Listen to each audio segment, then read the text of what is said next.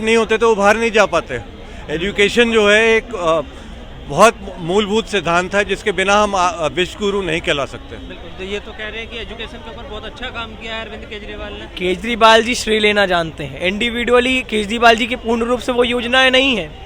केजरीवाल जी ने कहीं ना कहीं फंड का एलोकेशन सही किया है शिक्षा के माध्यम से। वो प्रधानमंत्री जी के नेतृत्व में भारतीय जनता पार्टी भी करेगी, वो कर रही है। देश में आप कहीं भी जाइए 3% जो है यूनियन बजट का एजुकेशन को अलॉट हुआ है, जो कि बहुत कम है, बहुत कम है। 140 करोड़ का देश जहाँ का 65% युवा जो है, 65% की आबादी जो है वो युवा है, तो उसके हिसाब से बजट को बहुत बढ़ाने की ज़रूरत है। बहुत सारे हमें IITs चाहिए, बहुत सारे IIMs चाहिए। मेरी बेटी 3rd ईयर में है, हम IIT अहमदाबाद के लिए अप्लाई कर रहे हैं, सब जगह अप्लाई कर रहे हैं। लेकिन आप यकीन जानिए कि अगर 450 सीटें हैं तो 4.5 लाख से लेकर 8 लाख तक उसके एप्लीकेंट्स हैं। तो हम लोग कहाँ जाएं? 99% एक नॉर्म बन गया है। मैं जब 90s में बड़ा हो रहा था तो 70% में भी मुझे कॉलेज मिल जाता था। आज 95% में भी लोगों को कॉलेज नहीं मिलता, तो हम कहाँ जाएंगे? हर कोई नहीं अफोर्ड कर सकता बाहर की शिक्षा और बाहर जाना। तो इसके लिए बहुत सारे स्कूल, बहुत सारे कॉलेजेस की हमें बहुत सख्त ज़रूरत है, बहुत जल्दी। वो कह रहे हैं कि कहाँ प्रधानमंत्री जी 3% खर्च कर दें और ये 25% खर्च कर रहे हैं, तो फर्क तो साफ दिख रहा है। ये प्रदेश में कर रहे हैं और वो देश में करने की सोच रख रहे हैं। तो वो तो खुला चैलेंज भी कर रहे हैं कि किसी भी प्रदेश के अंदर अगर दिल्ली जैसे स्कूल है तो वो बोल दें। गुजरात में देश के सबसे खराब सरकारी स्कूल है, मैं खुद जाके देख चुका हूँ। बहुत बुरे स्कूल हैं वहाँ पे। एजुकेशन का कोई ना, किसी को कोई परवाह है ना उसके कोई मायने है।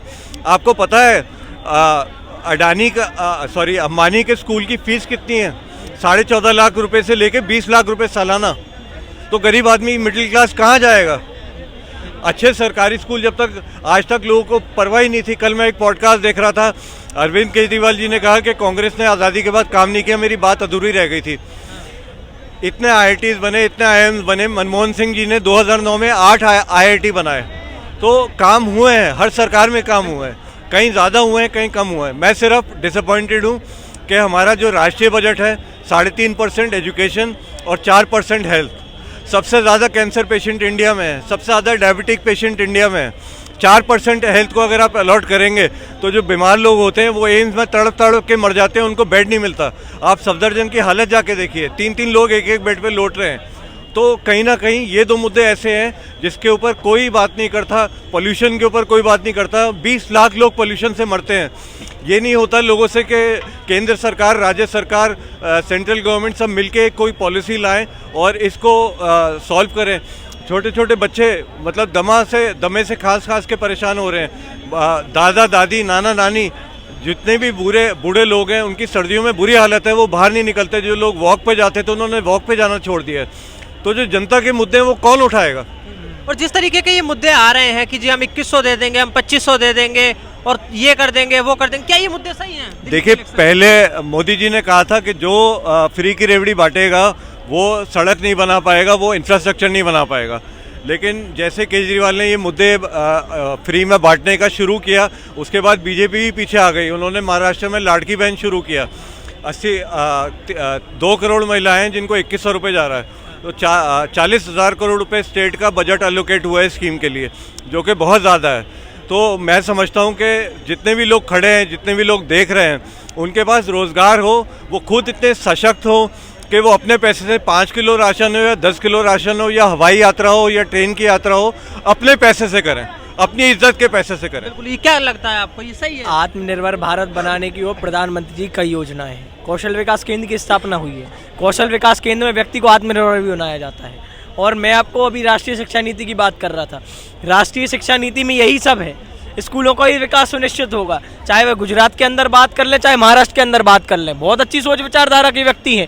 मैं सराहना करता हूँ इनकी सोच विचारधारा और इनकी साहस की कि ये जनता के मुद्दों को सामने लेकर आ रहे हैं। इनके सारे सुझाव स्वीकार्य हैं, ना मेरे रूप से, बल्कि यदि सरकार तक भी ये बात पहुँचेगी तो सरकार भी इसको स्वीकार करेगी। देश में सबसे महत्वपूर्ण 2 चीज़ें हैं, शिक्षा और स्वास्थ्य। बिल्कुल सत्य है, लेकिन शिक्षा और स्वास्थ्य का रोल मॉडल अरविंद केजरीवाल जी को नहीं माना जा सकता। कारण ये है कि जो व्यक्ति किसी भी परिवार के मुखिया को बर्बाद करने के लिए दारू फ्री दे सकता है लालच के तौर पर, उस व्यक्ति को सत्ता में आने का कोई अधिकार नहीं है। कारण ये है, संविधान ने हमें सेवा करने के लिए दिया है, फ्री का लालच दे के सत्ता की भूख अपनी संतुष्ट करने के लिए नहीं। संवैधानिक घटकों का उपयोग एक मुख्यमंत्री के तौर पर होता है। आम आदमी पार्टी के नेतृत्व में आतिशी मारलेना जी ने बगल से अपनी दूसरी कुर्सी रखी, क्या यह संविधान के तत्वों का अपमान नहीं था? मैं पूछना चाहता हूं आज आम आदमी पार्टी से, क्या 2 कुर्सी होती है मुख्यमंत्री की? नहीं होती है। आप व्यक्तिगत संबंध घर तक निभाइएगा। यदि आप व्यक्तिगत संबंधों को संवैधानिक तत्वों पर रखेंगे तो पहले सदन की कसौटी से और युद्ध में आपको आना पड़ेगा। आपने ये अपमान किया है और दिल्ली की जनता जवाब देगी, और दिल्ली की जनता देख रही है आज। क्या लगता है जो